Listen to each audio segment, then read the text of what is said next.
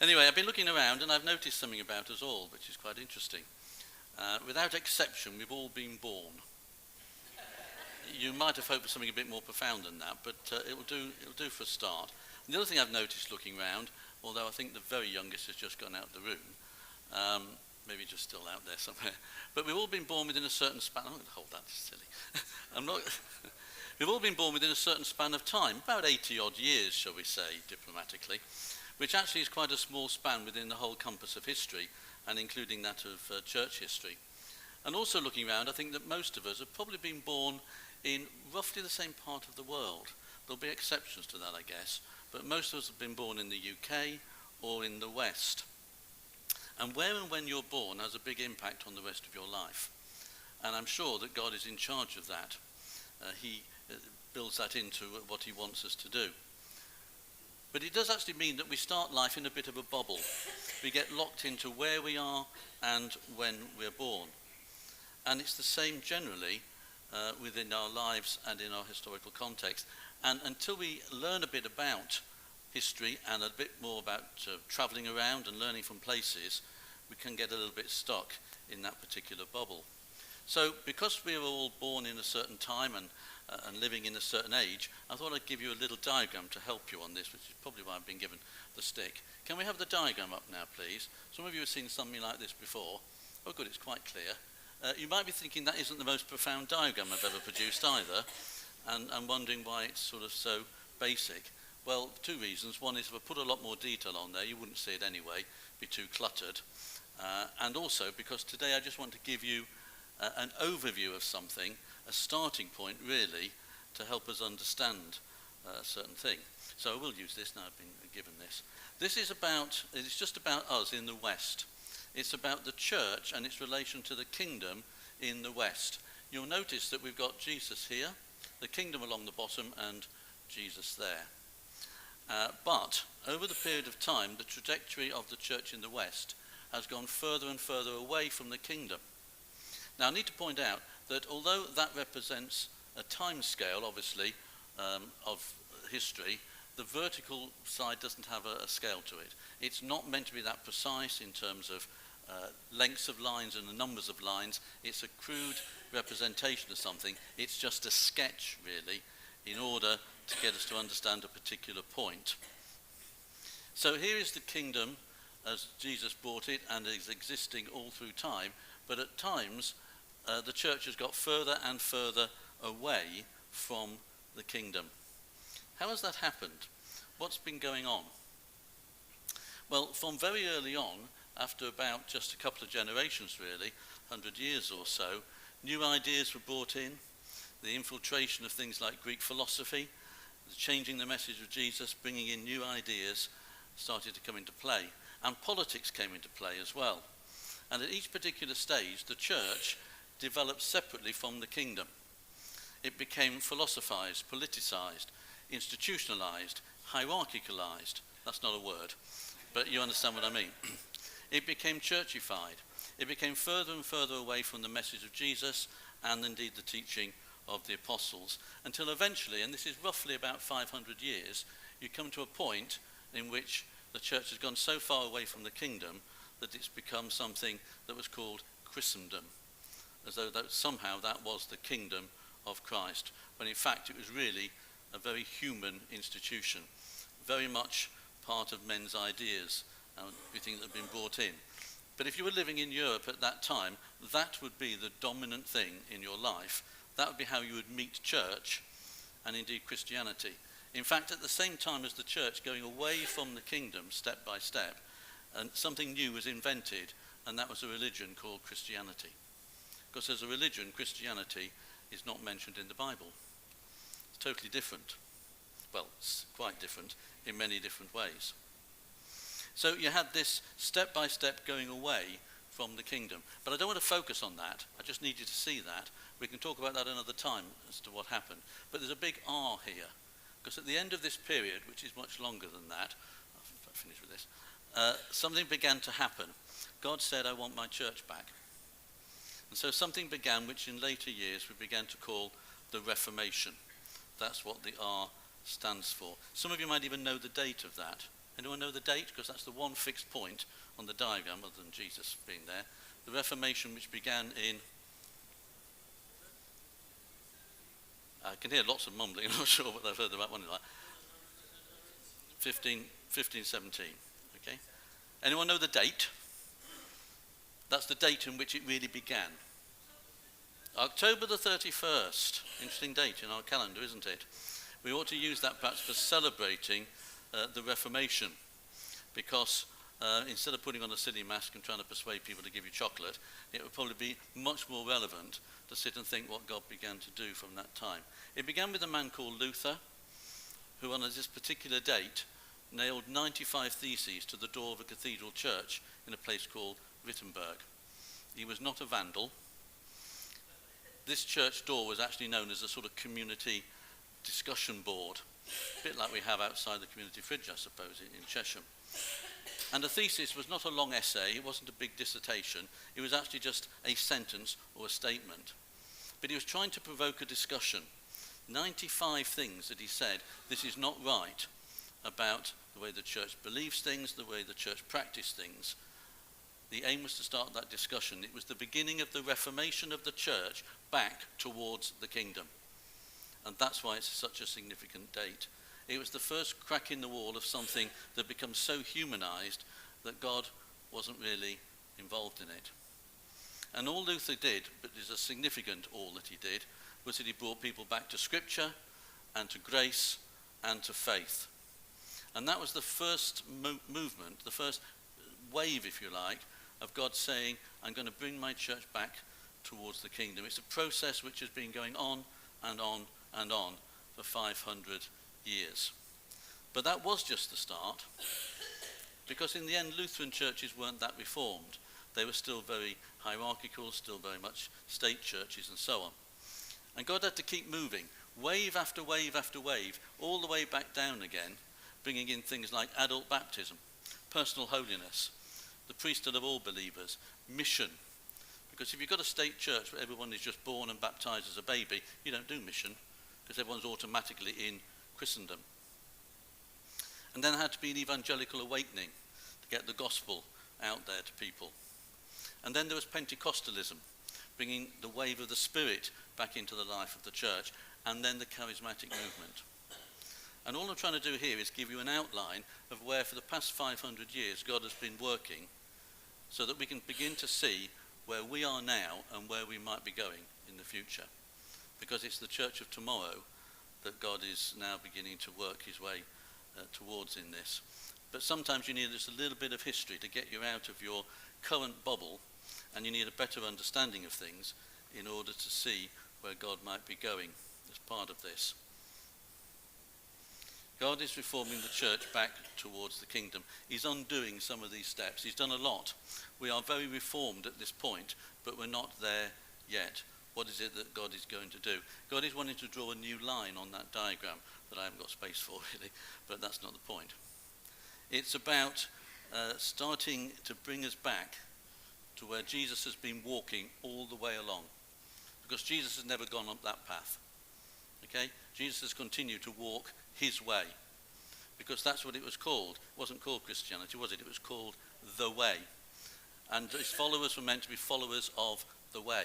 Now I should point out that all the way through this period of time, there were people that were still following the way of Jesus. In various aspects of Christianity, in various small groups, or as individual saints. It wasn't as though everything had gone completely. But the main church started to move away from that. There were always followers of the way. But you know what happens if you lose the way? You lose the truth and you lose the life. And so we had churches come along where there was very little truth and very little life. And that's part of the reformation that God is beginning to do, or has been doing for 500 years. I say sometimes we lose 500 years is nothing to God really. For us in our little bubble, we think, oh well, it's just now. That's all we're doing. But we have been part of something that God has been doing for a long time. And now he's wanting to draw another line on this diagram. He's wanting to get us back further to the kingdom. Because the one thing you can't do is take the things of the kingdom and bolt them on to human institutions. They don't fit very well. You can't shoehorn them in and hope that somehow that creates the kingdom. You've got to reform the church back towards the kingdom. There'll be some things that are left still to be done, but basically it's about seeing what God is doing next in this new wave of things. Every time God has moved in a particular way, he's moved his church on, but some people have always resisted. And so you've got some people stuck at wherever they were in that particular way. We talk about getting stuck in our ways, don't we? Which basically means our traditions, where we were and so on. Let me give a personal example, a testimony really, to try and illustrate this. So I'm a child of the 60s. That's the 1960s. Just to be clear. And my the first time I sort of encountered Christianity in church was as a child, and it was an evangelical Baptist church. And so because it was evangelical, it preached the gospel, so I got saved. I understood the message of the gospel and responded to it. And because it was a Baptist church, it taught me believer's baptism. So I got baptized. And that was my entry into Christianity. Great. And I was happy, and I thought that was it. And then, as I became a young adult, and we get into, I think, about the 1980s, I realized that God was doing something new. Something called the charismatic renewal, or the charismatic movement. And suddenly I was faced with a bit of a choice, really. Was I going to go with this? Because I was happy where I was. Evangelical, Baptist, sounds very good. But there was something missing, wasn't there? Because God was still reforming the church back towards the kingdom. He still wanted me to go on the next bit of a journey. Now, it seemed new, it seemed strange, it was a bit weird.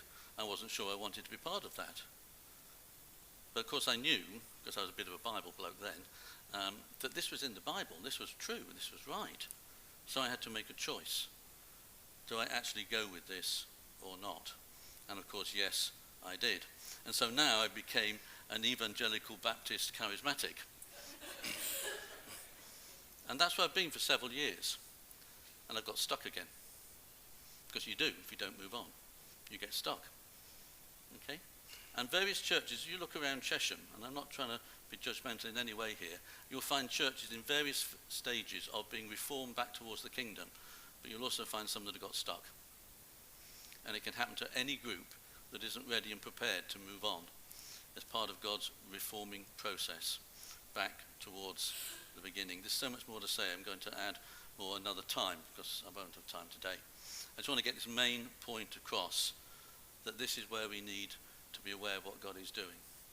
This new thing we're talking about, it is a new line on that diagram. It's a new step back towards the kingdom that we've been talking about for so long, and wondering, how do we really get more of that into our lives?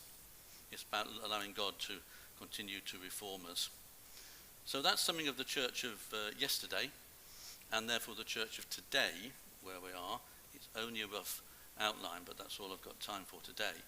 But what about the church of tomorrow?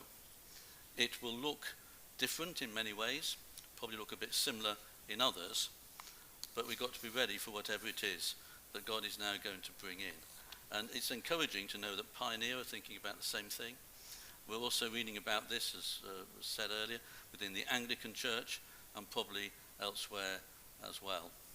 So I want to now to listen to one or two things from Marie as she shares what she's been learning about what this new move is going to be like. Hebrews 13:8. Jesus Christ is the same yesterday and today and forever. That means the love, grace and mercy that Jesus confessed while he was walking on the earth is the same for then and for us today. If Jesus was a friend of sinners yesterday, he's a friend of sinners today. The miraculous power that he walked in while he was on the earth then is still in us today. And this morning I just want to share a little bit of a personal testimony about what Paul was saying. We know we are on a journey, we're expectant to know what God's going to do with us as a congregation. We've got a beautiful building that's being renovated. And for each and every one of us, it's going to look slightly different. But I would like to share a personal testimony from my life and see if that can help you just start looking at how church in a slightly different way might look, because it's going to be so similar, but yet potentially slightly different. And it's an exciting journey for me because until this point, we've talked a lot about the new thing and what God wants to do. And it's kind of hard, isn't it, being on that journey, but not knowing what does that mean? Where are we moving towards? And I just feel encouraged that God is giving us little glimpses of what that might be. Starting to give us little glimpses. He never gives us the whole picture, frustratingly enough. So throughout 2013, I was a bit I had a few Jacob wrestling with God moments. Does that make sense? Just me and God having a few conversations. I was on my knees crying to God for various things, but in particular our church, this town, this nation, the world. I just felt that there's so much going on in the world, and there's so much suffering and so much change, and things like the police that we in the past potentially could trust are now doing strange things, and things are happening in political areas, and wars are breaking out. And I was just like, Lord, the need for you in this country worldwide is becoming so much more and more. And it's so frustrating. It's like a jack in the box, having the solution in you or the answer in your heart, but you can't sort of share it with the outside world. So I was going through my moments with God, and also just the fact that he's commanded me to take the good news out, to share it with other people, just became that responsibility. I just got a stronger sense of that in my heart during that time. And I'm like, Lord, I love what we're doing here. I love our community. I love the fact that we love and support each other. There's such amazing examples of how people are helping others in our congregation. I love our beautiful new building. But I also know that people are not going to come streaming in, even if it is beautifully decorated. So there must be more. There must be more I can do. What can I do, Lord? So anyway, you can imagine, that just went on and on and on. And even though God was very gracious, incredibly kind, we were singing a song earlier about God's kindness, and I could sense him with me, so I knew he was hearing what I was saying. He was being awfully quiet. The solutions did not come up in my head, or I didn't get the answers. And then in autumn of 23, Jenny Harland, where is she? I still haven't actually thanked her properly for this, but told me about a book called The Church of Tomorrow. So I thought that sounds like an interesting title, considering what I've been talking to God about. And I went home and ordered the book straight away. But I also knew that the likelihood of the book being added to all the other books that are next to my bed that I am very excited to read but haven't yet done so is quite high. But fortunately, that didn't happen. I did read the book. And my testimony today is not about the book and not even about the author, and I'll talk about him in a minute, but about how God used that to speak to me. So firstly, this morning, I just want to remind us that God can speak to us in different ways.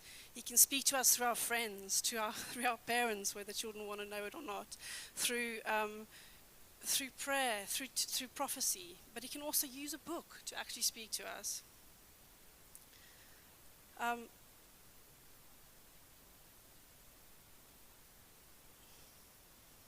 So I just felt that while I was reading the book, God was sort of answering all those cries of my heart, one after the other. Do you know when you just feel like it's just starting to fall in place? So step by step, I could just see. I was getting excited about church again. I was like, oh yes, this is how it's going to look. This is how we can reach them. If we create this sort of community, or we go there, this is how we can reach people for Jesus. But I also knew that my concept or knowledge of the church, the ecclesia, the called out of people, selected people, have probably changed forever. Further confirmations then happened through the Pioneer Conference in February, as we shared with you earlier. And it was just amazing to see how the Holy Spirit is whispering the same sort of messages to everybody around the world. Now, it sounds like I'm speaking Greek. I'm still not saying what is it that we're going to do. So what I would like to do next is just give you a little bit of example of how I think that could look. Just let's start thinking of a practical example. I'm going to use my daughter Rachel. She's not here today, but I did ask her if I can share the following, so she's fully aware. Don't feel sorry for her. Her mother talking behind her back. Okay, just bear with me. I've lost my place, and I do this regularly. Oh, this is what I was going to say. We were talking last time a lot about releasing people into new spaces and new places. And I wanted to make it clear today that I'm realizing my understanding of that is that it's not something that we all have to do. So we're not trying to stress anyone out or make you feel uncomfortable. We're not necessarily all going to go into that new space and new place. But it also doesn't mean that one's better than the other. It's just something that we need to start opening our minds to. Okay, 3 comes before 4, Marie. You are an accountant. You are an accountant. So I just want to have a quick look at Matthew 9, verse 17. Jesus said, "Neither do people pour new wine into old wineskins. If they do, the skins will burst. The wine will run out, and the wineskins will be ruined. No, they pour new wine into new wineskins, and they are both preserved." Now, my understanding of that passage is that Jesus was about to launch his church on earth, and he was bringing something that potentially at that stage couldn't fit really well in the existing structures in the synagogues. So rather than causing havoc and making everything, he chose to create something new and put his spirit in a new movement, a new space. But he did that because he also valued that the existing thing was important. Jesus' solution was to say, let's create new wineskins to hold the new wine, and relieve the old wineskins to hold the old. Jesus is saying we can do both. It ensures that nothing good, the old wine, gets lost. I think personally this is a helpful parable for me to consider our church where it is now, because we've got a little bit of movement, we've got a new building, we've got some new ideas, we can see opportunities starting to open in the community. And if we want to carry or be a space, an environment where an outpouring of the Holy Spirit can happen, then we need to be ready and we need to prepare for it. The parable also gives an understanding that the new and the old can coexist, and that new forms exist alongside the old. So here's my example for today. My daughter Rachel, she's 14, almost 15, so probably I should say she's 15. Did her first Christian Union talk this week. I'm very proud of her, that she's got Jesus in her heart and that she's willing to share that with others in her church, in her school environment. What they are trying to do is get the younger ones involved, because the older ones have to write exams soon and they'll be leaving. So they're trying to raise up the new leaders. And although she said it went very well, and I'm very happy for her that this has happened. Rachel loves Jesus, and she loves telling her friends about him, which is really quite remarkable. She often talks about inviting them to Christian Union, or if they ask, "Where are you going, Rachel?" she says, "Christian Union, come along," or youth camp. But Rachel also plays competitive netball. She plays in a winter and a summer and a spring league. The leagues are just never ending, which means that every Sunday morning she can't be here with us. The implication is she's not here, and she doesn't have the opportunity to worship with us here, unless it's holiday time. And neither does Kevin, because I can't be in 2 places at once. I wish I could. It would definitely make my life much easier, but I can't. So there's 2 of us out of the equation. Now, should that mean that Rachel is no longer part of this church? Is her presence here what makes her part of our family? Or is it our responsibility to create an alternative environment, to create discipleship community where Rachel can be discipled, grow in her faith, feel comfortable to invite her friends to, friends that might be happy to come to her house, have a hot chocolate and talk a bit about this Jesus that they've not heard of before, but that might not be that happy to come to a church building. And if such a community would exist, if Rachel was meeting in our lounge with a couple of friends, 5 let's say, and leading the group and telling them about him, does that mean that that little community is no longer part of our church?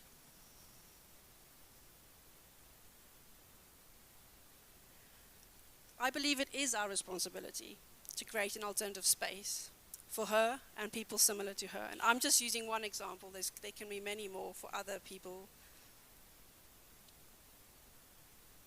And I also believe that that community, even if those young people never set their feet in our church, can be part of our community. It will be a new thing.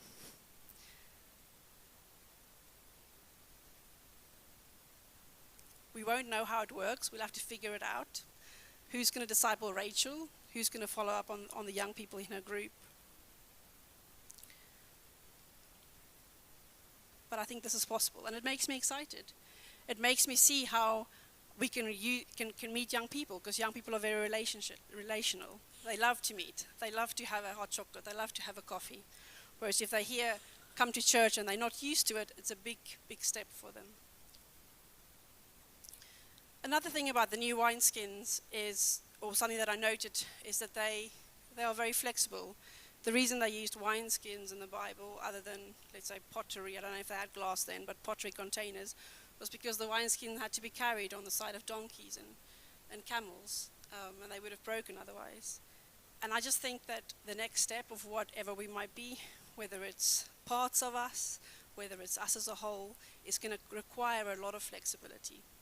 So I use that as an example, not as something to scare you. Just start thinking, how could things look? How can things be changed? How can we incorporate others or groups that we would not normally see as part of church into what we do? So it's really just a mind-stretching exercise.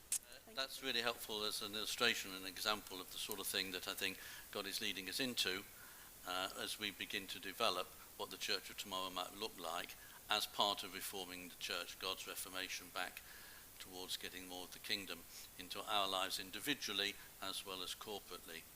I was originally planning to say a bit more about that diagram, but I'm actually going to come back to that on another week, some week's time, and explain a little bit about it. But two things briefly now to sort of give you a bit of a foretaste on that. One of the things that we aren't going to be doing, and ours just starting, is of course a whole Bible reading program.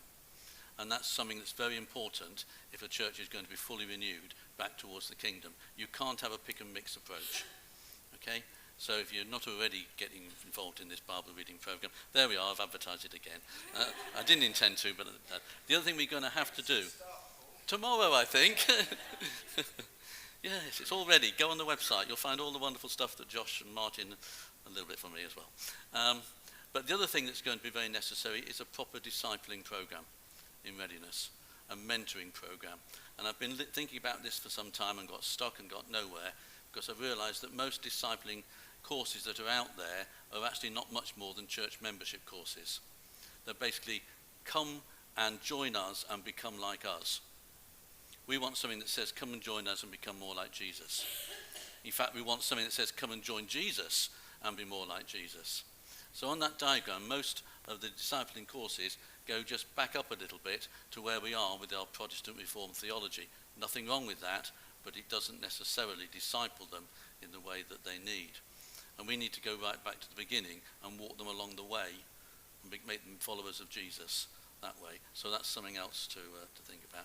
But the reason I'm not saying more about that now is because I want to share something else with you, which I think has become quite an interesting illustration. I've told you that I'm a child of the 60s. You'll remember that's the 1960s. And as I grew up, I was really gripped by something. It was called the space race. It was about putting a man on the moon. Some of you will remember this. It started in 1961 when President Kennedy gave a speech to Congress and said that the US should commit itself to achieving the goal before this decade is out of landing a man on the moon and returning him safely to Earth. Glad he added that bit. And I can imagine the response, people going, what? What did he say? What are we going to do? In 8 years? In fact, not everyone was impressed. A Gallup poll immediately afterwards said that 58% of Americans were against it. They opposed it on the basis of time, effort, money. And there was always these ongoing protests about it. It's not worth it. Why bother? But for tens of thousands, probably hundreds of thousands, they were now motivated towards a new task, a huge project. It was going to be their job, their life for the next few years, because there was so much that they had to think about and get ready and so on. And one thing they had to do was to produce a bigger rocket than ever before, 100 times more powerful than any previous rocket, one that could give out 7.5 million pounds of thrust. And I have no idea what that means. But it sounds a lot, and it is a lot. Well, thank you. But it's a huge amount. Why 100 times more than ever before? Because for the first time they're going to have to break free from the gravitational pull of the Earth. And the gravitational pull is that which says to you, you're staying here. You're going to settle. This is where you belong. You're not going anywhere. And you have to overcome gravitational pull if you're going to go on a new journey, a new adventure. You've got to reach an escape velocity, and for that you need full power. So they built eventually a giant rocket. Can we have the first picture? You may have seen this before. It's the great Saturn V rocket. There it is, coming out of its vehicle assembly building. They were very keen on terms like that. But do you think about it? They had to build a new building before they could build a new rocket. That's interesting, isn't it? They had to build a new building before they could build a new rocket inside it. I wonder if that's a message for us. But you notice that actually it's now on its way out of the building, because you can't launch the rocket inside the building. That wouldn't quite work. So eventually the rocket had to come out of the building, and it was put onto a giant mobile platform and taken ever so slowly towards the launch pad. I mean, really, really slowly, like the M25 on a bank holiday, that sort of thing. But you don't want it to fall over at this point, because that would be a waste. And so eventually, having built it inside the building, and it had to be taken out of the building to go to a launch pad where it could then be properly useful, it took this long, slow journey on this giant platform. And then eventually it was sitting on the launch pad, and there it is, waiting. Days and days it would be sitting there. Very impressive, magnificent machine, lots of power, but empty. Empty of the one thing that really mattered, people. Because you don't want to launch it empty of people. That would also be a waste. People had to go there, waiting for 3 men in particular, courageous men who were prepared to go on a totally different journey. Do you know the names of those men? Armstrong, Aldrin, and anyone remember the third one? Say again? Michael Collins, the one who went all the way to the moon and never stepped on it, because someone had to go all the way and stay in lunar orbit so the other 2 could get back home. That is a sacrifice. That is teamwork. That is being part of something and saying, I don't mind just being the one that serves all that way. Only 2 would walk on the moon. So the machine here is sitting there, powerful, but waiting. It's not going anywhere until eventually the 3 men prepared to go to the top of it. And now we've reached just 90 minutes to go. T-minus 90 minutes and counting. And they're taken there, they're driven all the way to the launch pad, and they go up the launch tower and go into the command module at the top. That's where you hope that they'd remember to build a lift into the launch tower. I'm sure they did, but that was someone's job. And then they were shot up in the command module on top of all this, getting closer and closer. Eventually the days have become minutes, the minutes have become seconds, and now at T-minus 90 seconds. And at this point the flight director goes round all his system controllers and asks for a final status check for a go or no-go. And one no-go means they have to abort. But it'll go through all the different systems, booster, retro, guidance, surgeon, Capcom, and so on. And if you've got all systems go, the origin of that phrase, then the message goes to the astronauts. Apollo, this is Houston. We are go for launch. And now you're very, very close. And rather than me tell you about it, let's watch it.